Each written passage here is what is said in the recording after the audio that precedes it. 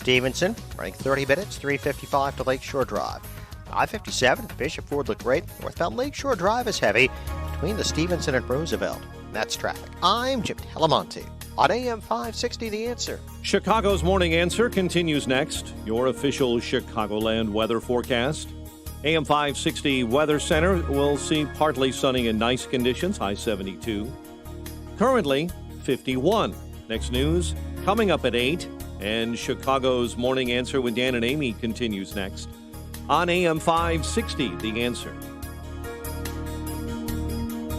Listen to AM 560 The Answer online at 560theanswer.com, on the AM 560 mobile app, on your Alexa-powered smart speaker, on TuneIn, iHeart, and radio.com. The White House, he's got stuff to do, like get a Supreme Court justice confirmed next week. And here was the message he delivered to the American people upon his return to the White House and to work. I just left Walter Reed Medical Center, and it's really something very special. The doctors, the nurses, the first responders, and I learned so much about coronavirus.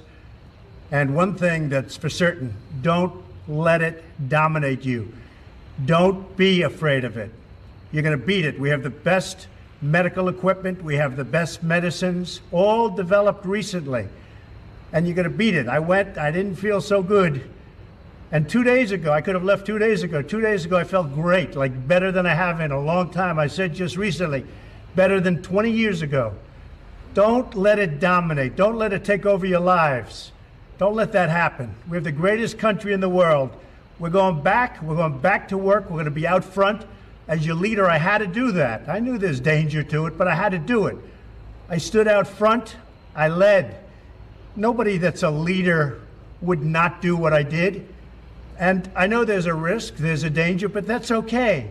And now I'm better, and maybe I'm immune. I don't know. But don't let it dominate your lives. Get out there. Be careful. We have the best medicines in the world, and it all happened very shortly, and they're all getting approved, and the vaccines are coming momentarily. Thank you very much. And Walter Reed, what a group of people. Thank you very much. In 1933, FDR, on the occasion of his inauguration speech, said, "Let me assert my firm belief that the only thing we have to fear is fear itself. Nameless, unreasoning, unjustified terror which paralyzed needed efforts to convert retreat into advance." The D.C. press corps in 2020 now says the only thing we have to fear is not being afraid. And that is what they're promoting in response to Trump's return to the White House. To wit, Ben Tracy, who is the White House correspondent for CBS News, yes, seriously, he tweeted this: "I felt safer reporting in North Korea than I currently do reporting at the White House. This is just crazy." It is, but it's not what you're saying is crazy. He added, for context, folks, this is in reference to the COVID-19 outbreak at the White House.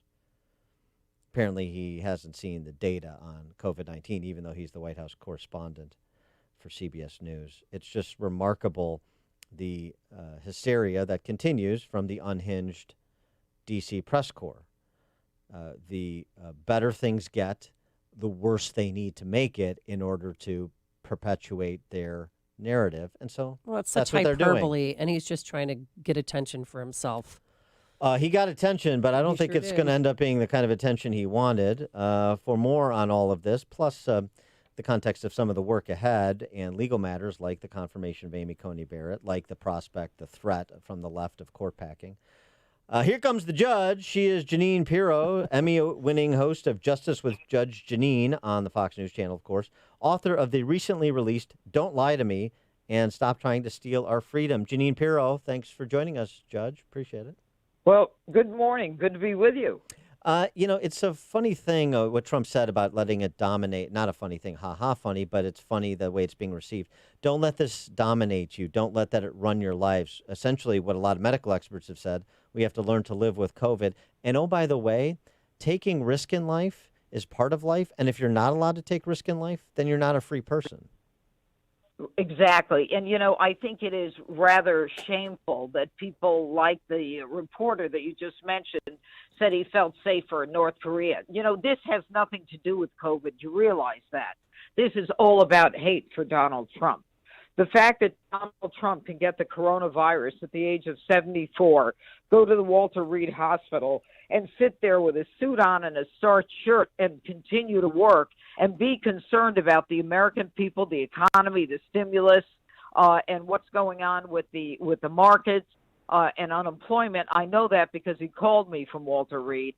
Tells you that this man is interested in America. He's interested in making it go forward. And as these left-wing reporters start making these crazy statements, it's not about their protection. I mean, for the longest time, even they didn't wear masks. And then all of a sudden they decide to wear masks. But look, the president got COVID.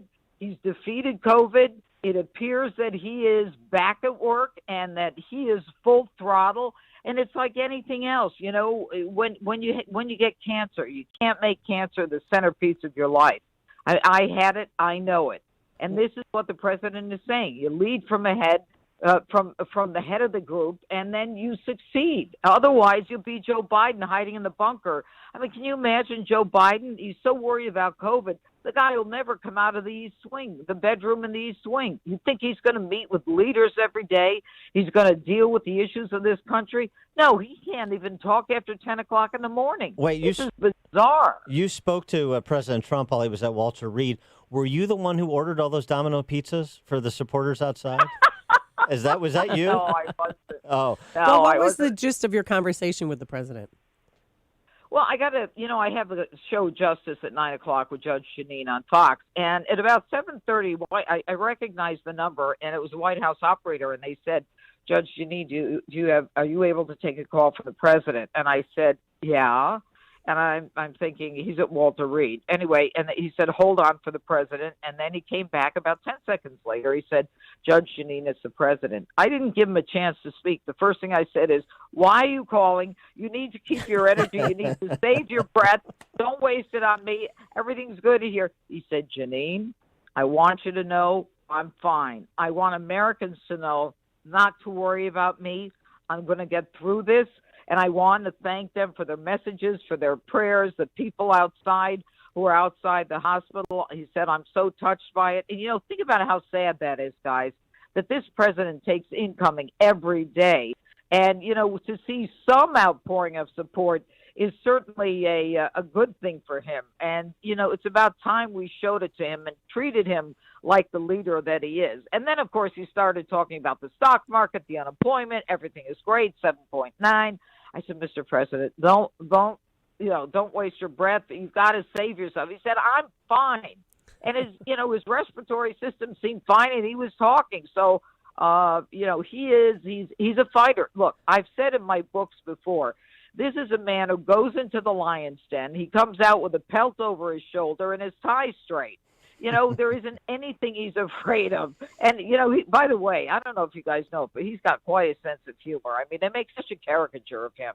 But I've known him for 35 years, and my then husband represented him. And that man would call all hours of the day and night because he's a fighter. It's what he does. And how he thrives. And back then he didn't have Twitter, so he had to call. Absolutely. I want to get your take on this. It seems like the Democrat Socialists on the Hill are flailing when it comes to trying to tube the Amy Coney Barrett nomination. They've already moved to the petition phase, which normally doesn't happen till the actual hearing. You've got 1,500 people, some of whom are from Rhodes College, where Amy Coney Barrett did her did her undergrad, saying that, let me quote from the petition, we believe both her record and the process that has produced her nomination are diametrically opposed to the values of truth, loyalty, and service that we learned at Rhodes. And, you know, the last thing we want to do is violate the values of Rhodes College in this country. Let me tell you something. The hate, the jealousy, the envy, the political hurdles that people put up. You know, that's why I wrote Don't Lie to Me and Stop Trying to Steal Our Freedom. They'll say or do anything in order to get raw political power. They don't want her on the bench because she will cement the conservative majority for decades to come. And that's why Joe Biden, Bozo Biden, won't even answer the question as to whether or not he'll pack the court. He won't answer anything on the filibuster. He won't answer whether D.C. and Puerto Rico will be states, as if, if he hides the answers, we're going to say, oh, great, he's my man. He's not going to tell me what he's going to do. Joe Biden is a Trojan horse for the left, for the most leftist socialist policies, and with Kamala Harris, who talks about the Harris administration, and so does he. He talks about the Harris administration. You have to say to yourself, what are these people not telling us? But their goal is to simply destroy Amy Coney Barrett. Look, she is of unparalleled intellect, integrity, experience. I mean, she's on the Seventh Circuit Court of Appeals. Give me a break. They don't like her. They don't like who she is. She is a woman who is proud of her religion. Deal with it. The country was founded on Judeo-Christian ethics.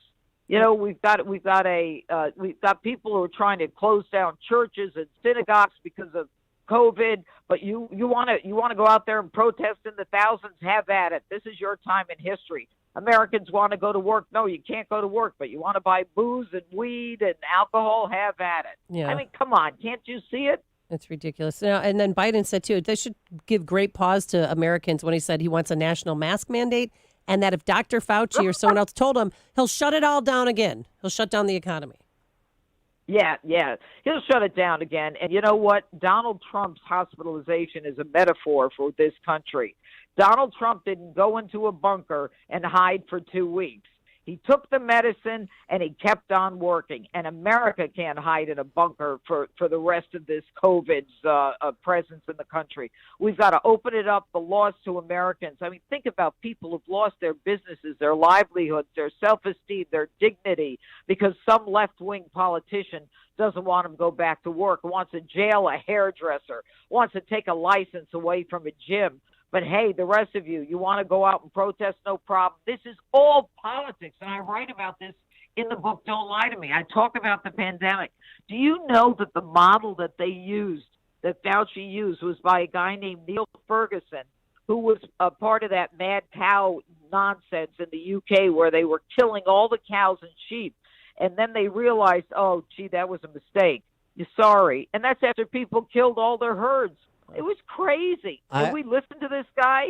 I wanted to get, as an officer of the court, I wanted to get your explanation on something, too. You mentioned the court packing, and we'll see if Kamala Harris is forced to answer the question at Wednesday night's vice presidential debate. But why is court packing such a bad idea? I don't know that everybody understands. There's a lot of discussion about it, but perhaps some people don't understand why it's such a bad idea.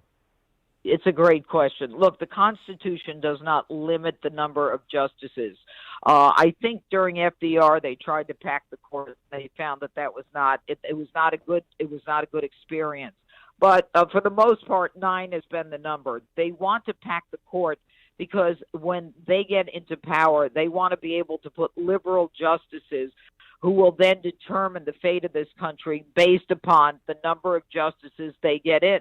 So if legitimately there are 9 and we have the opportunity to put conservative justices on, they want to put like another 5 on to make sure that it's all liberal. And the problem with that is that, then there's no limit. Then you turn the Supreme Court into another legislative body of activist judges in robes who are passing laws instead of interpreting the Constitution. They're looking to change the goal of the bench. And I was a judge. The goal of a judge is to interpret the law and precedent. It's not to make up new law so that your side wins every time they come in. 9 has been the number. Yeah. I mean, it's essentially what Ruth Bader Ginsburg argued last year in an interview. It would jeopardize judicial independence. Isn't that right? It jeopardizes independence, and it creates a slant in one way or another based upon politics and not on the election by the people.